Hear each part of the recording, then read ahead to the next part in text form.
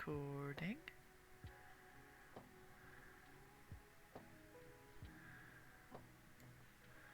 Okay. So, I'm getting echo, so I mute. Alright, let's see. I'm gonna mute that. Okay, so now we don't have an echo. Okie dokie, we're gonna test. So I get people asking about what I basically do, and despite having all these fancy brushes here, I pretty much just use this brush for the majority of all my paintings. So I wanted to do a little, I guess, test and kind of show why I like this brush so much. You're gonna see me changing the size a lot, and then you're also gonna see me changing the opacity a lot, just with the hotkeys just going off with the numbers. And I'm just gonna do a little material sphere, because these are pretty like easy ways to kind of warm up with art, and you can, work on your rendering. So this is my reference picture, this cool gemstone, and I just made a sphere, and we're gonna render it, and it's gonna be fun, and we'll see how the video goes. It's kind of a test because I want to do more streaming and doing more tutorial stuff, because I do like that. I think it's fun, and I want to share this stuff. My technique, my masterful technique is not that masterful. So part of the reasons why I like the chalk brush so much is because it's pretty versatile. If I have it soft, like here around like 40%, I can blend nicely, get pretty smooth transitions, and you can get like this really nice soft color. If I want to get more crisp lines, and I can up the opacity, and I can pull from different areas, and I can get some really cool crisper lines. If I go like full 100%, I can get really sharp edges. So I like that because I'm not having to switch back and forth between a bunch of brushes. And even though occasionally I do use different textures for different things, most of the time, for most of the drawings, I just use this. I like to draw everything, even when I'm doing smoke or fire or like effects, I tend to just paint them all because I like having that kind of control and customizing, or like customizing, but like if you use stamps for a lot of textures, you're kind of beholden to what that stamp is, and it doesn't always work for your drawing. If you paint it yourself, then you have complete control of, if you're doing smoke, how the smoke curls and what looks good. So I like having that kind of control. And like I said, with the blending is really nice and easy to do with this kind of brush because it has the capability of being smooth, and it has the capability of being nice and crisp too. And what I tend to do when I paint is I color pull from the painting a lot, and I'll softly blend edges to make smooth gradients and transitions. And if I feel that my blending is too rough, I'll go down in the opacity, and then it makes it even smoother, and you get this nice soft buildup of color, which is what I really like. I'm pretty much seeing the majority of how I paint everything. Now with spheres, it's a pretty basic shape, which is why these kind of material studies are really nice, because you're not having to overthink. It's a pretty simple standard shape. You're going to have your highlight, your bounce light, and then we'll do a little cast shadow after. We don't need to worry about this yet though, because your actual highlight should be the very last thing that you do. And I tend to work on as few layers as possible, because when I started, I would have so many layers, I couldn't find anything. And I would have just like the smallest little like highlight or little detail or some like blend mode, and it would just be so impossible to find anything and try and go through it. So now I'm less afraid if I fuck up. I'm gonna curse, by the way. I swear. Um, yeah, there's a certain level of comfort and confidence where you can just work on one layer, and it's kind of freeing as well, because when you're working on all these different like layers, and it's useful. Like, I still will do that if I'm wanting something to be very precise. I will have layers to um, keep things nice and clean and separate, because I want those really crisp edges and I don't want to have to keep repainting them. But towards the end, even if I have a bunch of layers, I tend to merge down and then just paint on one layer, because everything looks a lot more cohesive when it's all on one layer. So that's what I do. And right now we're just kind of, we want to make this material sphere look like it's made of this. And what I will do after I've got like the gemstone part, I'll probably go and add some of this more like crunchier looking stuff, these little crystals that are growing on the sides of it. But we don't need to do that right now. And the other thing with my layout is I like to have the navigator. And I'll switch between looking at my canvas and looking at the navigator, because if it doesn't read well at this size, it's not a good composition. It's not going to look good. Like, if you have to zoom in, it's like, oh yes, it's very nice and everything works when you look at it, when it's all zoomed in, but it means that there's a flaw with your piece. So navigator's nice because it gives you the kind of overall look, and you can kind of test to make sure, like, oh, is this looking good? Does it read well? Cool. If not, then you can refine it. Now this gemstone has a lot of these little sharp angles, so I'm just gonna try and build up some stuff. And I haven't painted this before, so I may fuck up, I may have to go back and like repaint things, I might see something and it's like, I don't like it. But that's okay, we're learning together. We're gonna be in it together. And while I'm painting here, I'm actually looking here, while I'm kind of figuring out some of the shapes and how I want this to look.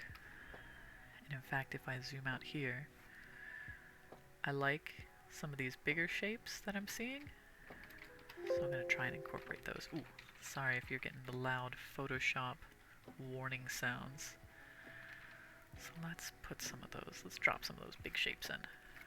Let's see what happens. See if we can make something fancy. Maybe not. It could be a train wreck. I didn't come prepared. But, so those of you that have seen my art, and you know what? I have a chat window. I don't expect anyone to be in my chat right now because it is, yeah, you know, it's getting close to midnight. We're probably not going to see anyone. I've never streamed before. No one is expecting me to stream, so... But we'll put the chat window up so I can see if anyone does say anything. It'll be right there. You can't see it. I can see it because I have two monitors. So you're on my second monitor, and I can glance if anyone shows up. Okay. I'm kind of liking some of the shapes. Also, I apologize if there's audio issues. I just have my little mic on my headphones, so you're just gonna have to bear with it, I'm afraid. And I do have some corpse lo-fi because he doesn't claim it. I'm pretty sure he'll let streamers use it, so I'm gonna have that on the background. Alright, so let's see. We need to start defining some things here because it's not really looking like anything yet. And the way we're gonna do that is with contrast. We're gonna make some contrast. We want some of these little fiery, sharp bits. Because I had some of them in here. And when I'm detailing, I want to also think about this object in a three-dimensional setting. we're gonna get a little technical. So I'm gonna have a little layer here because I want to explain things. I really like rendering glass, and translucent objects, even though it is very difficult, because there's a lot to account for. So with this, I'm going to have my light coming this way. So we know our highlight's going to be there, and with this kind of gem, there's little bits inside it. I mean, very technical wording here. But that means that when the light comes through, it's going to hit these little pieces, and you're going to get more highlights, and that's going to help it feel like it's actually in the object. And you need to be able to visualize the object. You need to be able to think about how the light hits it, because light and shadow are what make your piece look phenomenal or look kind of shit. Not to bag on anyone, lighting and shadow is very difficult, but it's also really key if you want something to look nice.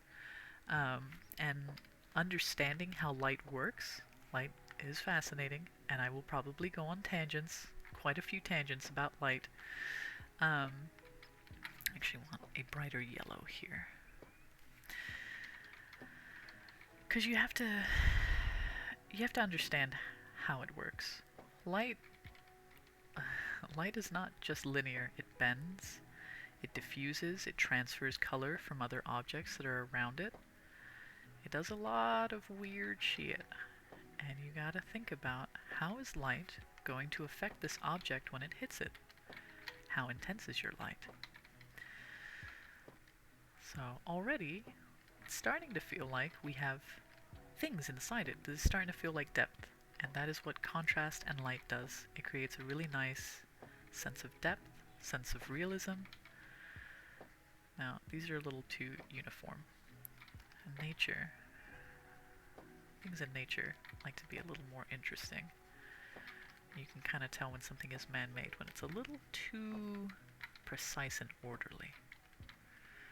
Nature has that nice element of chaos. Okay, I'm actually just I'm gonna do this rough. Kind of sketching as we go. Keep my reflective light here. This will be my bounce light. Make a fun shadow at the end. I am actually going to work in some of the highlight, even though I said that's something to do at the end. I'm gonna do it now. Shh, don't tell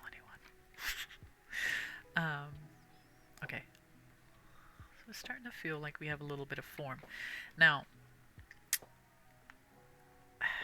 I am going to strengthen the bounce light a little bit. Because this is a translucent object, the light is going to pass through it. We are going to see it on the back. And this will act like a lens because it is a sphere. I have to pause for a second. Just wait, because the AC turned off and I need to actually turn it off properly. Just wait here. I'll be right back. I don't have a transition window, so yeah.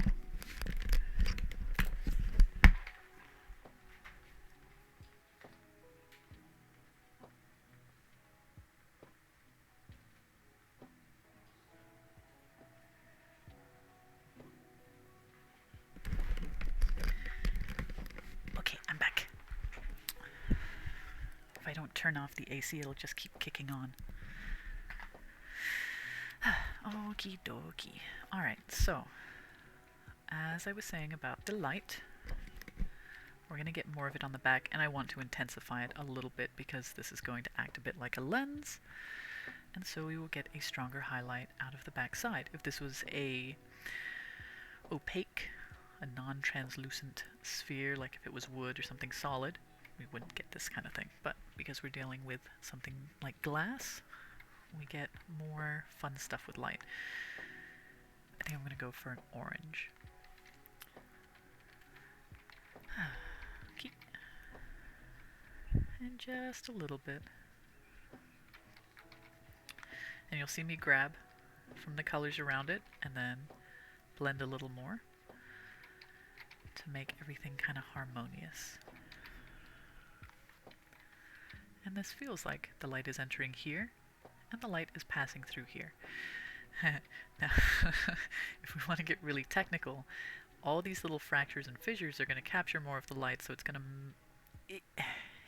to create different backlighting. We're not going to worry about that right now, though. We're just going to paint. We're going to make it look as nice as we can. And we're going to build up some of these shapes that are kind of random. I'm not too worried about making this too precise. I just want to kind of make it interesting, make it believable. Now I'm going to knock the brush down to a lower opacity because I want to build in a little more shadow. I'm also going to make it a little bit richer. So I'm upping my saturation. I'm dropping down,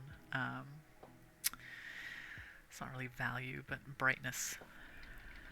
Because I do want to knock in a little bit of darkness here. Maybe a little bit here, not too much. I like this original base color that I had. I'm going to grab some of that. Put that in there. Even though this base color is not really in this so much, but I like it. I think it works. It kind of complements. It's still looking a little bit flat. We need this to look rounder. And part of that will come when we add some of the other highlights. I want more saturation. I do a lot of color balancing at the end. On my screen, I have a much better range of value. On your end, the painting is probably going to look a little more blown out, so more saturated, more heavy black. Right now, I don't have any black in this, but you might be seeing it on your screen. So I tend to, at the very end, I'll do some color balance adjustments and stuff like that to kind of edit it so that it looks good on all platforms, because even though my monitor in front of me looks really nice, it might not look so great on your end. So that's something to consider. And part of the reason I don't have black in this yet is because it just... a better artist than me that have a far superior vocabulary would be able to explain this a little better too. But you want to kind of keep your range a little more narrow. You don't want to be going all the way from like 0% brightness to 100% brightness.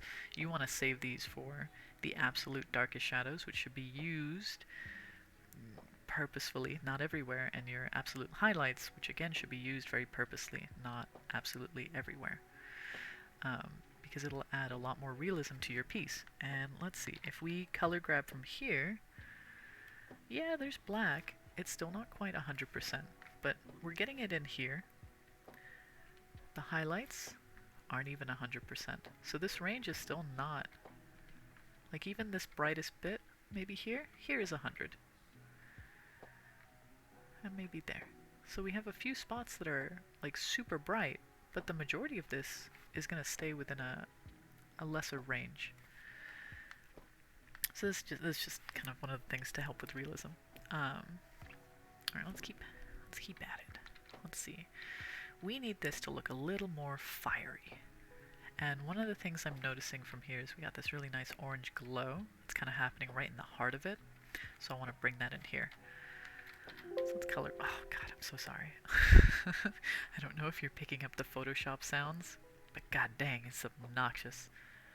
Alright, that's pretty bright. What about over here? It's more orange. I like the orange. We're gonna knock that a little bit more saturated. Okay. And we're gonna, not right at the edge, we're gonna put some in here. Again, my opacity is pretty low, and I'm just kind of gently bringing in color, which I will also do. I will work with a much lower opacity if I am not sure if what I am doing is going to look really fucking bad or not. So I'll do like a test, gently brush in the color and see if it's working, and if it's not working, then it's kind of easier to fix. I want this to be more yellow. Let's grab some more yellow.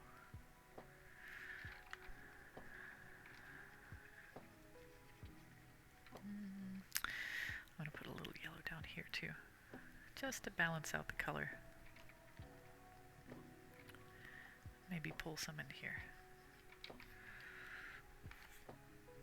Excuse me. It's looking spherical. It's looking like it has some dimension and shape. I think we need to add a little bit more here. Let's grab some of that. Yeah, I like that.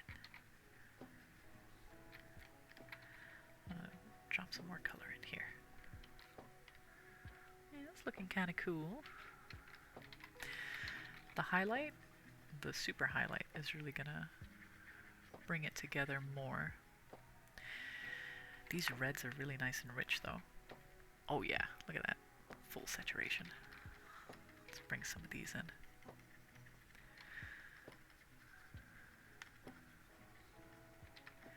It's a gemstone. I didn't like what I did there. I'm gonna force it to work. Knock it back. Shh, never happened. Okay. Oh, well, fuck it. I've committed to it now. I'm gonna make it work. Add some more bits. More bits. Oh, this is low JPEG. Ugh. Alright. Oh. So I'm trying to understand what are the main shapes here. And this kind of rough texture is lacking. Everything's a little too smooth and a little too precise. I want to add some roughness into this. So I'm gonna, bam, we're gonna be at 100%. We're gonna see if this looks good or looks awful. Let's find out. Tap, tap, tap, tap, tap. You can probably hear my brush.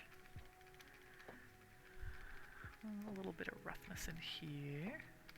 Add a little orange.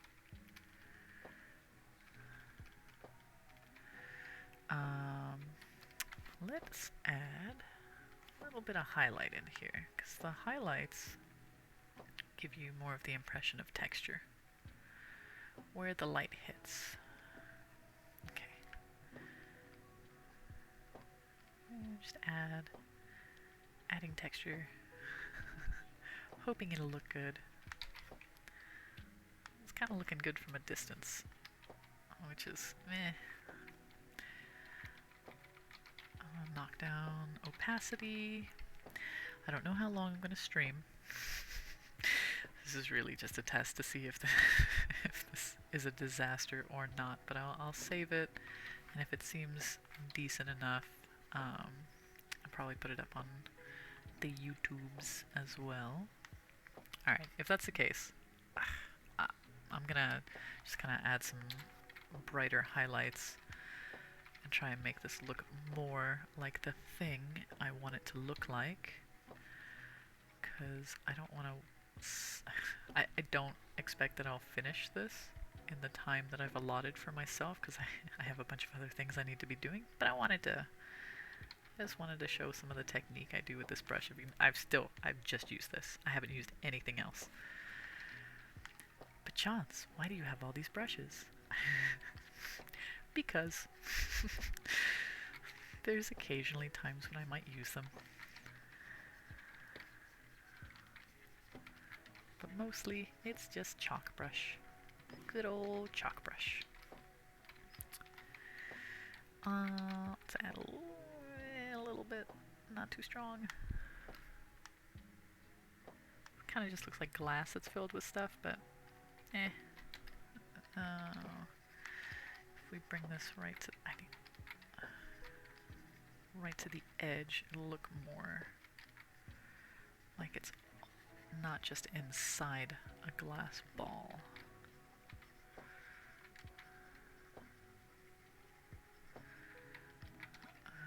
Add a few little bits. Yeah, that looks interesting anyway. Okay, so we got our highlight.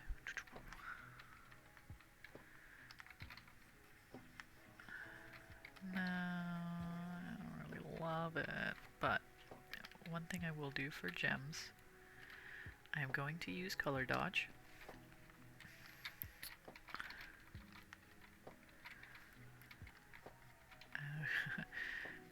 Use it sparingly, just to hit some key points.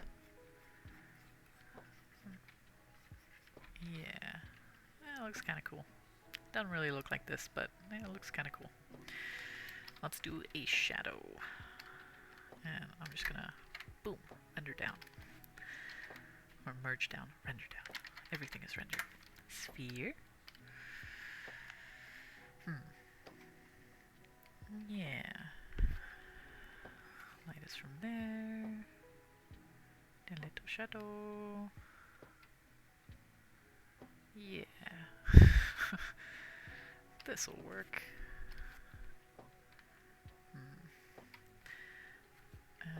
Let's move it a little. That doesn't look good. Alright, you're gonna have to be there though, even though the... Alright, fine. I'm not gonna mess around with it too much. I need a gradient. I want that one. Yeah. You know, I'm just gonna paint it. Okay, so you will get the highlight. Now, depending upon the surface that your object is casting a shadow on, if your surface is very reflective, you make it more of the color.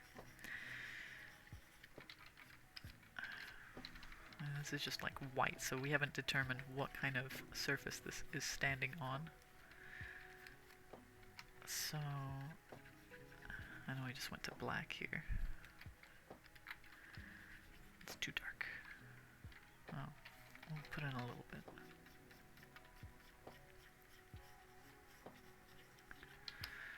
I'm probably gonna knock down the shadow.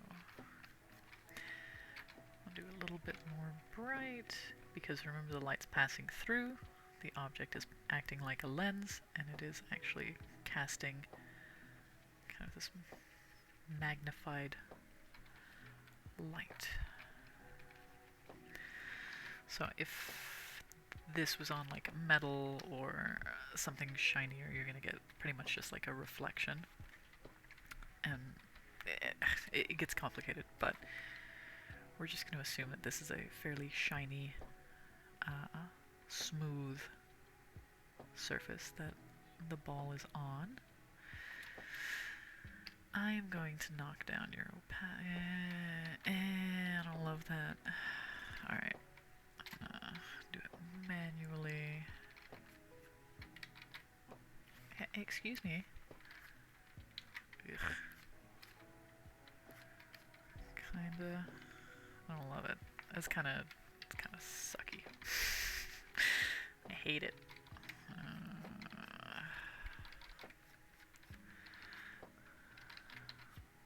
My problem is I haven't done reflected shadows of glass in a while, so I should really look up reference, but I'm not gonna right now.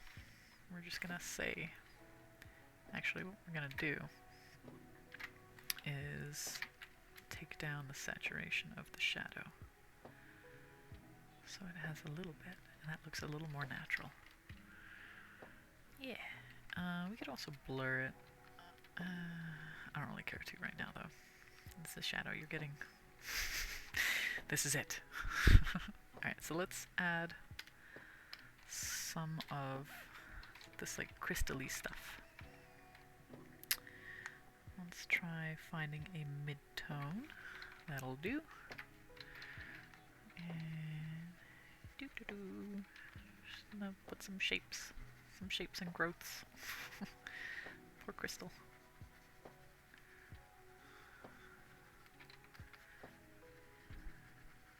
Just add some stuff there.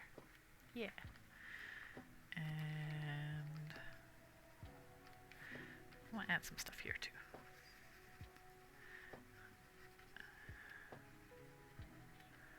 Cool.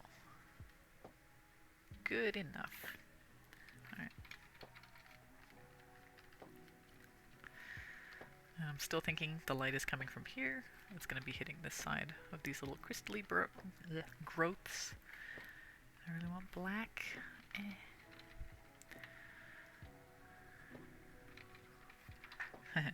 So now that I've added these, they're going to cast shadow onto the sphere. So I will also have to add that in as well. And the sphere is going to cast a bounce light onto these little crystally bits. So I have to account also for that. So I'll put some of that in. Excuse you. I don't know if I want full white. Oh my god, Photoshop. So obnoxious. Yeah, we'll work with that. Let's put some little more rough textured dots. This is not the best. This needs like a lot of work for it to get to something a little more recognizable. As like a little rough study, it's okay. I mean, like, I don't like love it, but it's kind of communicating that it's a thing. I made a thing. It is a thing. Okay, let's add a little bit of some nice rich red. And, okay, so light's coming from here. I'm gonna have a little cast shadow, but it's also a sphere, so it's going to, the cast shadow is going to wrap around.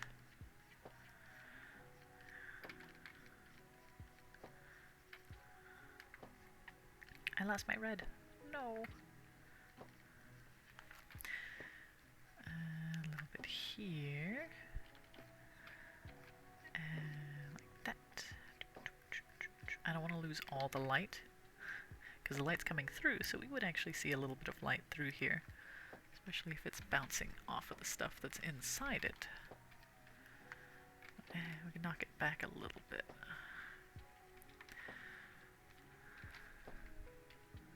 Looks kind of cool. It's getting there. Okie dokie. Alright, well, I know it's not great. I don't more that needs to be done. I can mess around with glass stuff for ages and ages, because I really love how light bends through crystally gemstone things. Alright, well, this is what we got for now. And have to work more on it to get it to look actually more like this, because I really like all these little details, but it's a rough kind of base to go off of. The main point of this whole tutorial was to kind of demonstrate that with this chalk brush I can do nice soft blending, I can do strong crisp edges, I can color pick, and I can blend nice and soft. So it gives me kind of the best of both worlds. And the less I have to like be scrolling through here for stuff, the more I can just focus on painting. So yeah, so that's it. That's the chalk brush. Despite that I have like a million brushes, I just use this, constantly changing size. Because if I want to get like a nice like gradient, I'll up the size, lower the opacity, and then I can get like this nice soft brush stroke. And I do like that it has that texture as well. It gives it a little bit of grit, makes it a little more interesting. So if I wanted to do like a big soft gradient, I can do that too, which is why the chalk brush is so cool. It's so cool. I don't know if anyone's seen The Cat Returns, Studio Ghibli. Anyway. Okay, so yeah, that's what I like to use. If you've seen my paintings, this is the brush. This is what I've used for the majority of it. The other thing that I will do is I'll go in and use a soft brush, usually towards the end, if I'm wanting to like, especially for skin, if I'm wanting like really nice skin to smooth out and blend. Usually that's all I'm using the soft brush for, is to blend. And if I'll do a skin tutorial at some point, but I have these freckles. It's not a freckle brush, but I use it for that, because skin is not perfectly smooth one color. You know, when you look at skin, there's all these little moles and breakups and stuff like that. So this brush is really nice for that, because it gives you a little bit of that breakup in the freckle. So yeah, that's pretty much it. I mean, that's that's what I do. And it's a little tutorial for you. Not much of a tutorial. Oh my gosh, I'm gonna watch this back and see how much of a train wreck it is. I'm really sorry if the audio and everything else and just hearing me breathing into the mic has been a pain in the ass, but no. As you can tell, I'm a professional. I'm not. This is the first stream I've ever done, so bear with me. Alright, okay. Bye!